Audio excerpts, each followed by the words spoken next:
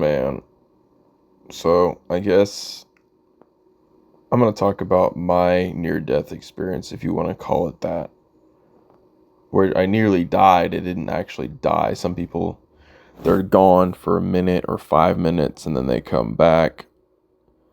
For me, um, I just got to get my head in the right space right now. I I saw the outline of Jesus at the foot of my bed. I saw him in his robes as he was in outline, just staring at me, and it's as they describe. There's nothing like it. It is conviction and love all at the same time for your actions, for who you are, but he loves you. And the reason I even saw him, I was in rehab, but I was getting off the streets. I guess it doesn't matter now because I don't live in Alabama anymore, but it was Jimmy Hill Mission. And a lot of people early on when I was homeless didn't believe I was homeless. They really didn't believe me. But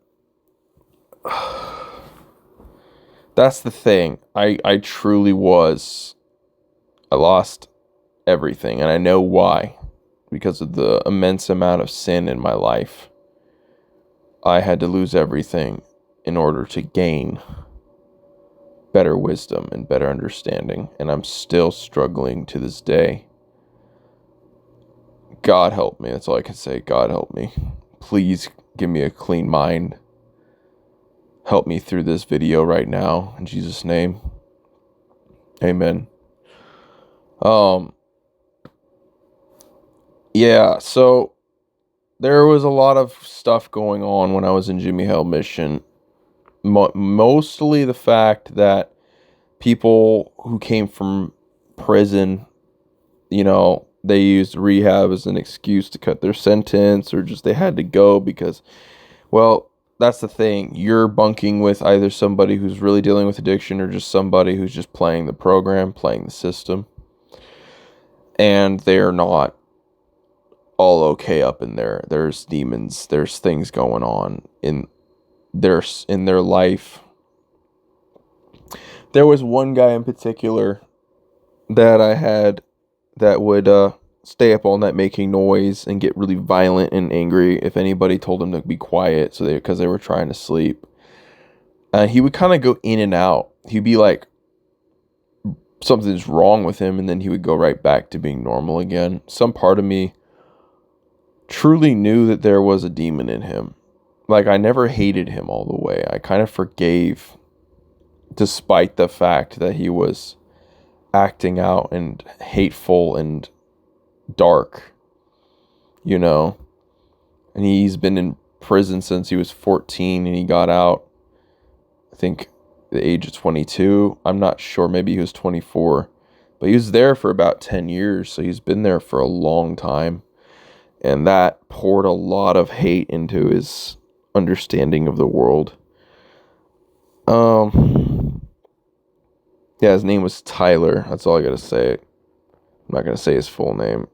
Nobody's gonna know who he is. Well, this is the story of the person that almost killed me. I don't know if they really intended to. I think that it was a demon, but they could have, and here's why.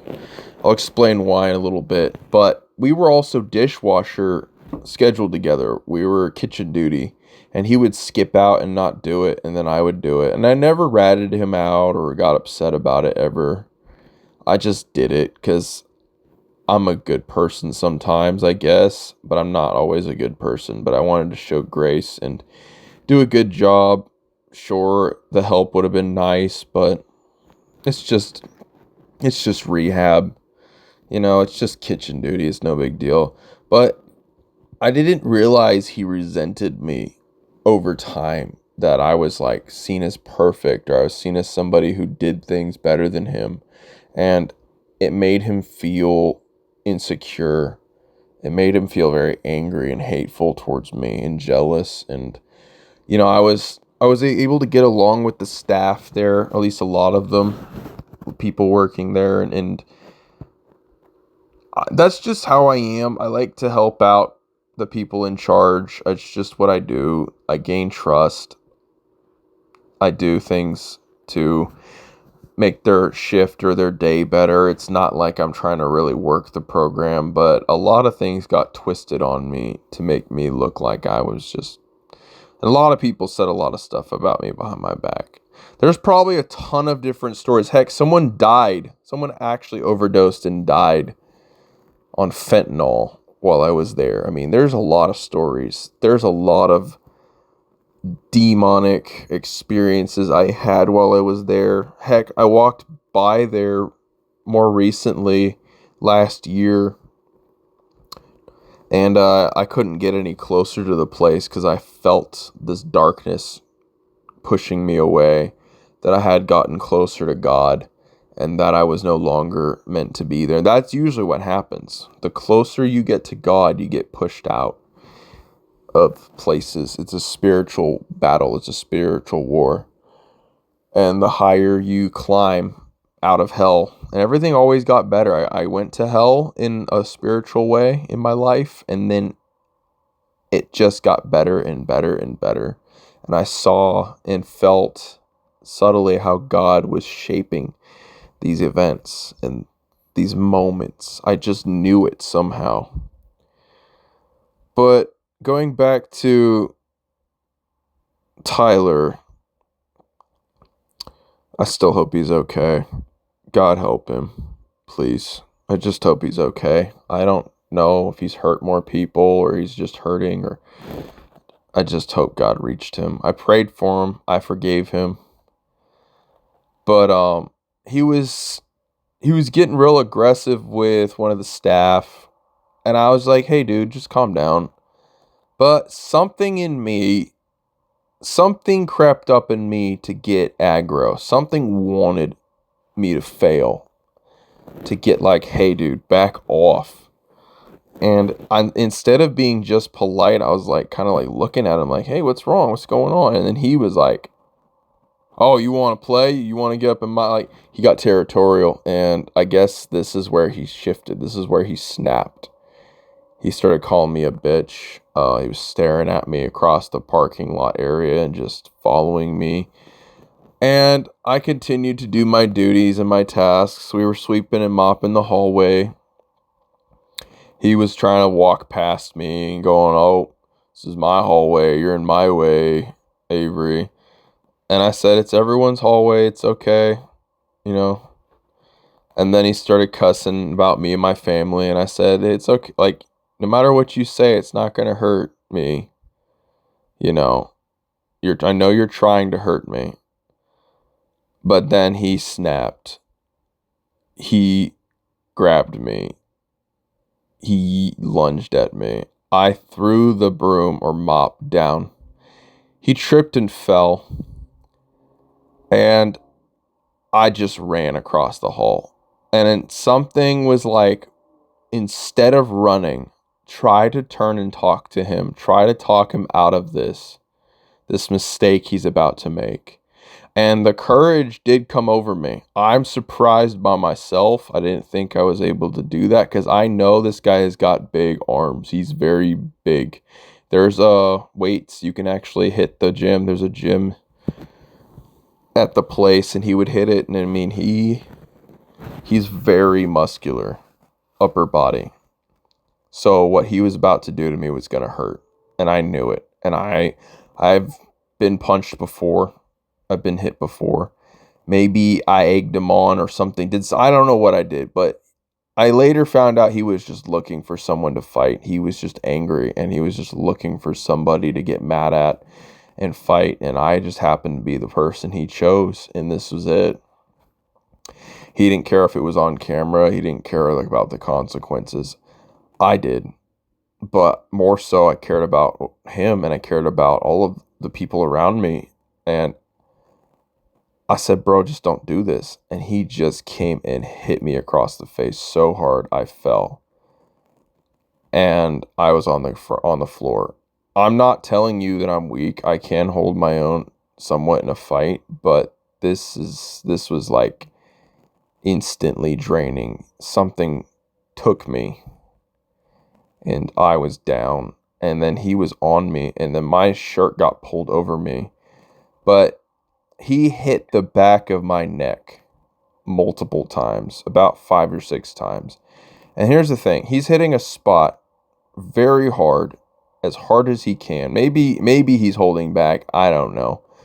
But it did tweak and damage that part of my head for a few days. I just noticed there's a spider making a web. Oh my gosh, the bugs. The bugs in my room. It's getting ridiculous. It's that time of year. So I'm on the floor and I'm yelling. I'm like, ah, like yelling, like get off me. Like I went rage. I wasn't just upset or crying, or I actually tried to push him. I tried to use every bit of strength I had, and I was yelling and just getting beat. And then there were just people standing there just watching. Just watching. And then eventually some people came and pulled him off me. And you should have seen how he looked. He just looked vicious and disgusting and angry. And I had the hoodie over my head. And I said, get off me, get off me, get off me. I just couldn't stop saying, off me, off me. And I stood up. And then I looked at him and I just said, get off me. And then I ran down the stairs, just stumbling out of the stairs, and then ran outside and sat down. And instead of crying, I just took a deep breath and then laughed. I don't know why I laughed. I don't know what it was. This is a strange... I just survived. I'm okay. I didn't realize how badly, because of the adrenaline, how badly I was hurt. I kind of just shook everything off. And I knew that I didn't attack him. I knew that I didn't hurt him, you know. I did the right thing for the most part. I just didn't like that he was getting aggressive and trying to attack one of the staff, which he would have. He would have hurt one of the staff if it wasn't me. He was just, that night, he was looking for someone to attack. So this was very much a spiritual war, or a spiritual type of, like, demonic. I don't know how to explain it. There's something going on, but it doesn't really matter anymore. I guess it does always matter, but it doesn't matter to me anymore because I've let go and I've forgiven. I've been through a lot of bad moments in my life, really bad experiences. But the fact that I didn't retaliate, I didn't kick him, he was being held down. All I know is they gave me, the guy I was defending, the staff guy, he took me for a ride. He got me some candy and a drink just to help me feel better. And he just got beaten up, like, and I didn't know I could have died until the next day. They put me in a different room. They told me to pack my stuff that was in this dorm. I heard Tyler walking down the hall, and something in me said, go forgive, go apologize. But I was like, I don't know if I have the strength to do that. I don't know what's going to happen. He's still allowed to just walk freely tonight. He could do something again. And he has no care in the world about it. Just as much as he shook it off, I shook it off. I mirrored his energy somehow. I don't know. Everybody looked at me different after that. And I don't care if I'm seen as weak. I don't care if I'm seen as somebody. I'm not the type of person to just hurt somebody. I'm the type of person to talk to them and give them some reason and definition and love in their life. And if I have to defend myself, I'll defend myself. But I usually choose the latter. I don't just attack somebody. So, needless to say, the next day, this took like a couple hours of just a lot of work, and I was tired. I was very tired after this. Just like, okay, cool, whatever. They put me downstairs. It's the most quiet, most peaceful room and sleep I've had the entire time I was there. And I thought, wow, I just got blessed somehow. This is okay. But they let me stay down there like maybe a couple days or something like that. I don't remember exactly how long, but they said, all right, you need to go to the office. And I was struggling. I couldn't walk straight the next day. The pain in the back of my head, I couldn't move my neck right. And I knew that there was some nerve damage or some neurological issue because I couldn't move my body correctly. Like the whole one side of my body was stiff and I wasn't able to walk straight. So something happened. He hit me and there was damage or bleeding or something in the back of my head. And yeah, that's an area that you can actually die. The brain will just shut off if it gets hit hard enough. I was an inch away from death. But this is where I felt God the most in this time. And the guy said, we can't keep you here. You know, I know you only defended yourself. He was just kind of like, whatever. He didn't care. They didn't care. This is a Christian-based place, but that guy was definitely not about actual forgiveness or about God. They kicked the other guy out. And then since I didn't attack, was allowed to transfer to another program instead, which also in turn meaning I have to start the program over. It's also kind of a blessing and a punishment. But I saw it as God's grace. I had to. I'm now going to start another 3 months. I was almost done with the first 3 months of this one, and then I was going to go start over. And I was about ready to get my new ID and everything. And all of that was just stripped away right before I was going to get all that stuff. It's too late. There's consequences to our laziness, to our ignorance, to our sin, to everything around us. There's consequences, even subtle. We got to learn. We got to be better. It's not just about me. I got attacked verbally getting transferred. The guy in the bus just immediately started saying, you just didn't keep your mouth shut, was what it was. You just don't stay in your zone. That's why, or stay in your lane. That's why you got attacked. You did this to yourself. And I got out and I told the counselor, I said, this guy, I can't go on a drive with him if he's going to do this to me. He's not professional. I just need to get to the next place. And he came with me. Because I just knew that I was going to get egged on and verbally attacked. This is demons. This is the trials. So I'm dropped off at the program, Salvation Army. And they told me, you know, the counselor said he wishes the best for me. He even let me keep a book that he was letting me borrow. He just let me keep it. And I knew he cared about me, but he just couldn't, you know, show it too much. But he wished the best for me. We called him Spike. It's his nickname. He ended up quitting working the Jimmy Hill. He ended up quitting, but that's okay. So the program, when I got there, they didn't even know who I was. They were supposed to get a phone call. They didn't. They thought I was just some random drop off and I was just some homeless guy or whatever.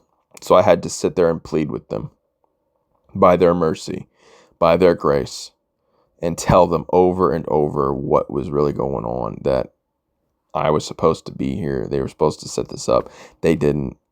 They had to get a phone call from Salvation Army back to Jimmy Hill and clarify everything and let me in, or I would have been back on the streets again, which honestly at this point I was willing to take that route. I didn't care anymore because I had to start over, so everything just was up in the air. Like, okay, what is this going to look like? What am I going to do? Am I stuck in this program, or am I going back out there? I did get let in. They let me rest for a couple of days, but those couple of days that I was recovering, and I knew that I could have died. Because I felt God restoring me. And it's like somehow he kept me together, through all of this. At the foot of my bed, of my new room, after everything, just laying there, I was staring, and I knew I felt it, this aura, this shape, this energy. I thought it may be an angel, but no, this was Jesus. This was Jesus himself staring at me. It was so surreal and simple. His eyes or his look, or just, he was inside my head, but he was there. It's so weird because I couldn't see him physically, but I saw him. He was wearing the robes. He had that beard. He had that face. But it was so vivid and strange and spirit. It was within the spirit. But I know what I saw and I can't get rid of it. It's never going to leave me. But it was that, why did you forget about me and my rules and my statutes? Why are you neglecting? Why are you just... And then his love, though, and his conviction at the same time, all at the same time, was like fire. It was so much.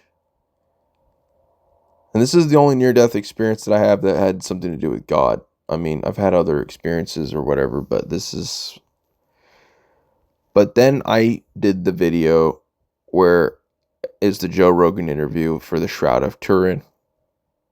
And my girlfriend, I've told her about this story, maybe not in this much detail, but I will send this to her. She encouraged me to talk about this and to tell everybody that the Shroud of Turin is the same outline and width of what I saw. I said he had really broad shoulders, and he wasn't standing upright. He was kind of hunched a little bit. He doesn't have a slender neck. He's a little bit stockier than I thought he would be. He looked like a working man almost, but humble, and yet still loving and serious and kind all at the same time. And that outline was all I needed.